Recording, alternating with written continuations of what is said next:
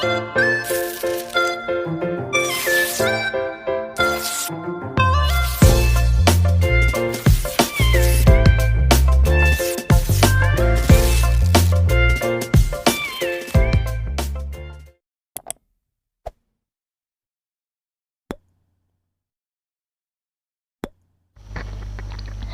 pagi semua. Pagi cikgu. Apa khabar semua? Sihat? Sihat cikgu. Semua dah bawa buku pantai kasih yang cikgu pesan? Bawa cikgu. Ada baca tak? Baca cikgu. Okey, baik. Semua hari ni kita akan mulakan kelas kita dengan menjawab kuis. Kuis apa cikgu? Kuis teka pelakon. Okey, boleh kita mulakan sekarang? Boleh. Okey.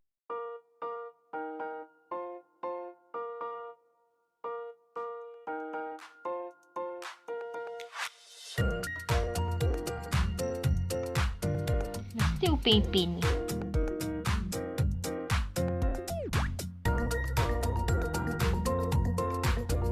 Betul, Upin-Ipin.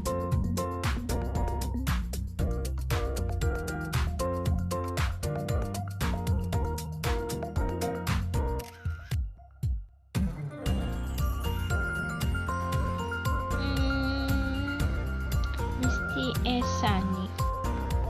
Yeay, betul Esa.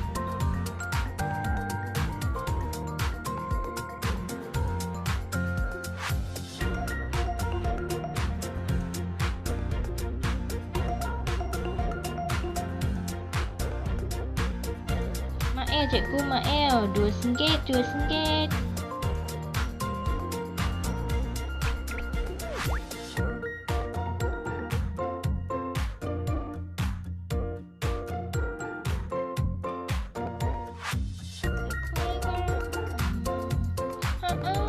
Kak Ros.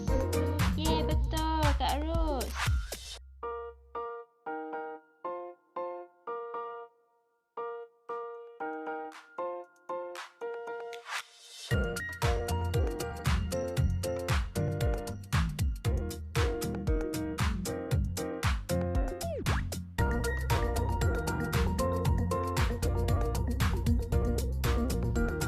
Dah 2. Opah ke? Tok Dalang lah.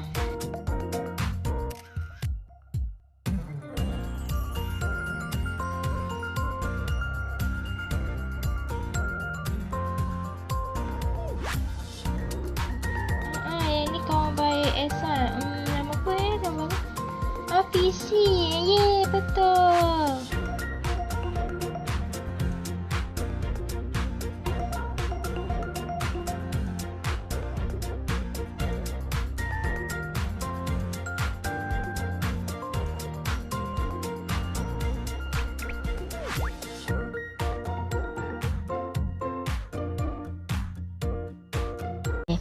Okey, semua kenal tak pelakon dalam Upin dan Ipin? Kenal cikgu, kenal. Baiklah, pelakon atau macam Upin Ipin ni, kalau dalam novel kita akan panggil dia watak. Semua pelakon dalam kuis tadi macam Upin Ipin, Ehsan itu merupakan watak dalam Upin dan Ipin. Okey. Sama juga dengan novel Pantai Kasih juga mempunyai watak dan pelakon tertentu. Jadi, hari ini kita akan mempelajari watak serta pewatakan yang terdapat dalam novel Pantai Kasih. Selain itu, cikgu juga akan kita juga akan mengenal pasti peristiwa yang sesuai berdasarkan pewatakan mereka. Okey, boleh tak? Okey. Sebelum kita belajar tentang watak dan pewatakan dalam novel, cikgu nak seorang tolong ceritakan sinopsis untuk novel ini, boleh? Boleh. Ada siapa-siapa sukarela? Atau nak cikgu panggil juga? Semua tak payahlah malu atau takut untuk tampil ke hadapan atau nak bagi sinopsis ni, kerana sebab kalau kita ke hadapan, kita macam tampil ke hadapan, dapat melatih diri untuk berani bercakap di khayal ramai dan dapat meyakinkan diri serta membina keyakinan diri kita. Nanti lepas kelas atau lepas ni, sebab pelajar dah biasa tampil ke hadapan, so pelajar tak akan takut nak bercakap dengan orang ramai serta dapat terlatih atau terbiasa. So lepas ni korang tak takut dah. Saya cikgu, saya okey, silakan Fatin. Novel Pantai Kasih mengisahkan Dr. Raiha yang mengalami konflik setelah mengesah sesuatu yang tidak kena apabila dia melihat filem sinar X-ray terbaru milik pesakitnya yang bernama Unung Sirong yang mengalami komplikasi berulang kali walaupun sudah menjalani perbedahan tulang pinggul sebanyak 6 kali. Sedangkan 5 perbedahan sebelum itu dijalankan oleh pakar ortopedik yang terkenal iaitu Dr. Wang. Pada masa yang sama, Dr. Raiha gelisah kerana memikirkan peristiwa hitam yang dialami bersama bekas suaminya Dr. Sadis. Kenangan pahit itu telah menghantui hidup Dr. Raiha. Dr. Wang yang juga pemilik Pusat Rawatan Pantai Kasih, PRPK, tegas dengan prinsipnya yang hanya mementingkan keuntungan daripada bayaran rawatan di PRPK. Felicia pula berasa resah disebabkan peristiwa hitam yang seringkali menghantui perasaannya sehingga mendorongnya mengambil ubat batuk untuk menghilangkan keresahannya. Sementara itu, Dr. Wang berjaya membangunkan PRPK tetapi belum mencapai pengiktirafan daripada bapanya sendiri iaitu Datuk Utung. Dr. Raiha pula seolah-olah mempertikaikan kewibawaan Dr. Wang yang sebelum ini merawat Unung Sirong. Dr. Wang berasa tercabar dan terpukul apabila Dr. Raiha mempertikaikan kewibawaannya. Sebagai seorang doktor pakar, Felicia Landosi melayan seorang pesakit bergelar datin dengan mesra tetapi bersikap kasar terhadap ibu Unung Sirong. Dr. Wang dan Felicia secara tidak langsung terlibat dengan perancangan Dr. Sadis sehingga menyebabkan Rohayu, anak Dr. Raiha, terkorban. Semasa perbincangan kes antara Dr. Raiha dengan Dr. Sadis, kes tersebut memihak kepada Dr. Sadis yang menyebabkan Dr. Raiha berasa amat kecewa.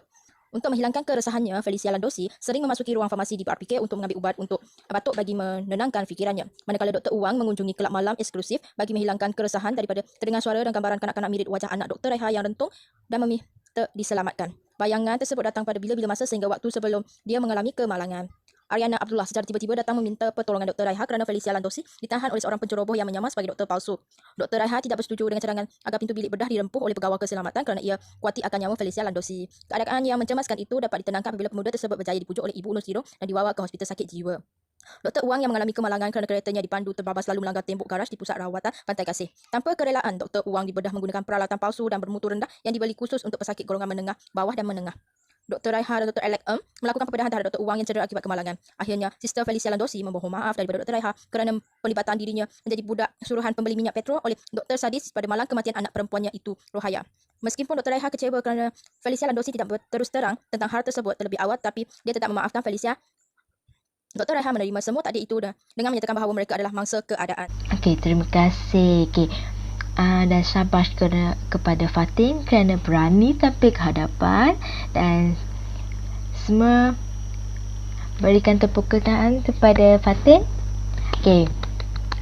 Baiklah semua. Sebelum kita teruslah dengan watak dan perbuatan dalam novel Pantai Kasih, kita perlu tahu apa itu watak dan jenis-jenis watak terlebih dahulu. Okey.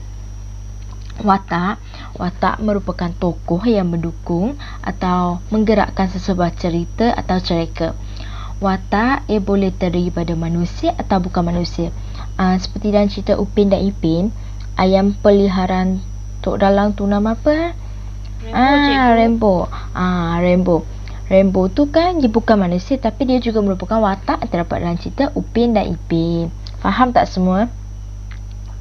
Faham. Okey.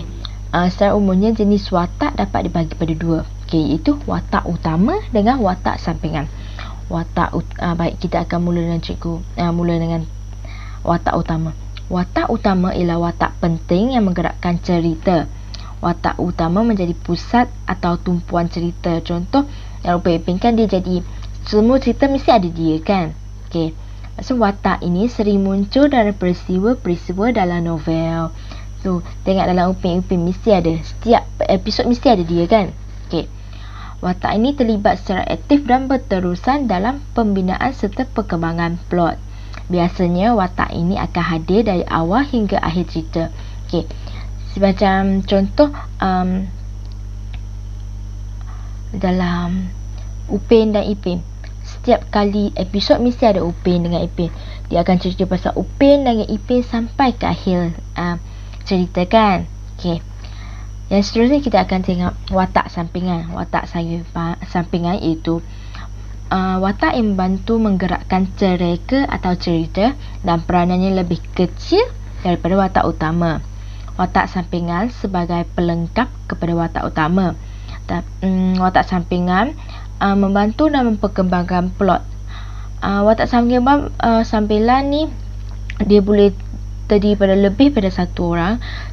Watak sampingan juga boleh dibahagi kepada beberapa kategori seperti watak sampingan penting, watak sampingan kurang penting dan watak sampingan tidak penting. Seperti watak sampingan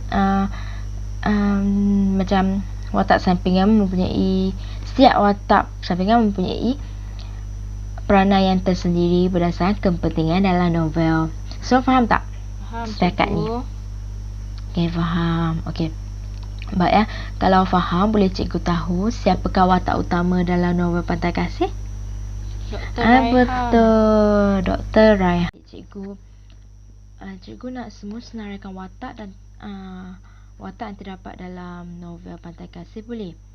Boleh, Cikgu cikgu. bagi 3 minit masa untuk pelajar cari dan senaraikan watak dalam novel. Baik, 3 minit dah tamat. Boleh para pelajar sebutkan watak tersebut? Dr. Raihan, cikgu. Dr. Wang. Dr. Syadis. Sister Felicia. Betul. Okey, bagus. Semua rajin mencari dan menyeraikan watak. Walaupun cikgu bagi masa yang amat singkat. Okey, teruskan kerajinan ni. Okey, sekarang cikgu akan tayangkan satu video. Cikgu nak semua tumpukan perhatian. Baik.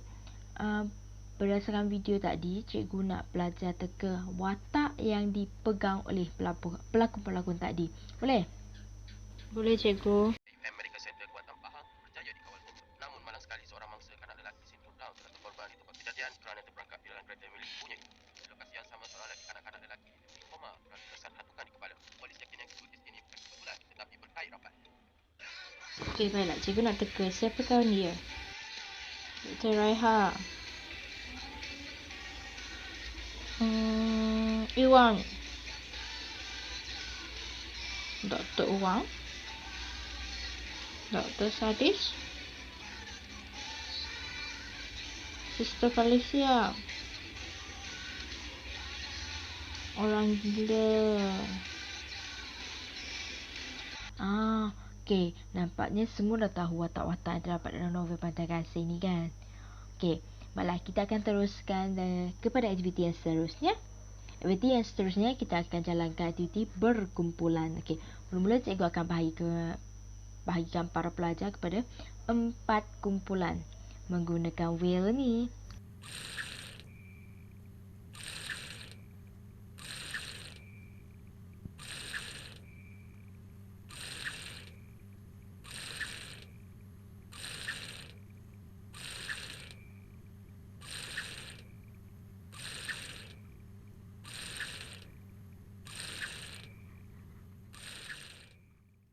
Okey. Baiklah, semua dah ada kumpulan kan?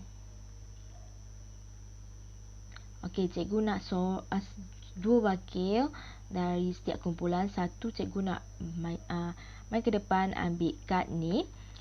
Dan satu lagi cikgu nak pergi nak panggil ambil kertas mahjong dengan pen marker dekat meja sebelah. Okey. Okey, kumpulan pertama, kumpulan Fatin dapat watak apa ya? Watak Dr. Wang. Seterusnya kumpulan dia, Dr. Sadis, cikgu. kumpulan Finas. Dr. Raihan. Okey, last sekali kumpulan Syarul mesti dapat Sister Felicia kan? Betul, cikgu. Okey, semua dah ada kumpulan dan watak kan? Dah. Okey, cikgu bagi masa 10 minit untuk kamu semua bintang dan menyeraikan perwatakan bagi watak yang diperolehi mengikut kumpulan, dan cikgu nak semua sertakan contoh peristiwa yang sesuai. Boleh tak? Dan jawapan tu cikgu nak semua tulis dalam kertas mahjong yang cikgu beri tadi. Kalau okey, semua dah boleh mulakan perbincangan? Okey, baiklah. Semua 10 minit masa yang cikgu beri dah tamat. Baiklah. Cikgu nak semua kumpulan bentangkan hasil perbincangan mereka. Kita mulakan dengan kumpulan watak utama kita, iaitu Dr. Raihan.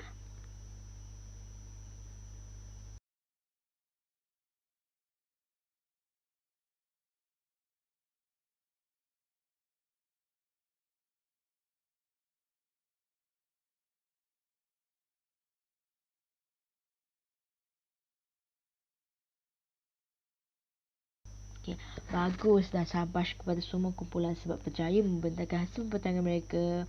Okey, semua kumpulan telah melakukan kerja yang terbaik. Cuma cikgu ada sedikit komen lah. Bagi setiap perwatakan setiap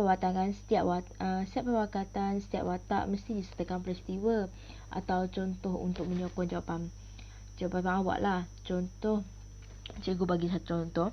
Contoh perwatakan Dr. Raihan itu dia seorang yang berpendidikan tinggi. Okay, kita kena bagi contoh. Contohnya kita ambil dari buku.